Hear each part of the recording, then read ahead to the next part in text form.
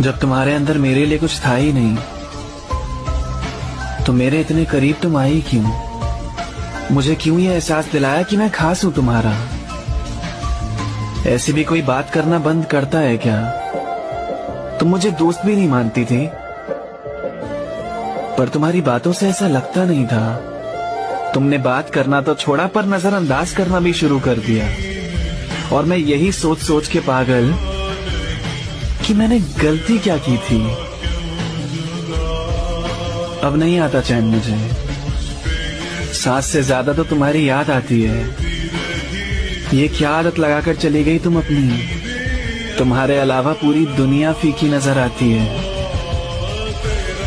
मेरा किसी काम में मन नहीं लग रहा, और मैं देख रहा हूं तुम्हें चुटकी भर का भी फर्क नहीं पड़ रहा। कल तक तो वक्त ही वक्त था तुम्हारे पास मेरे लिए। अब क्या हुआ?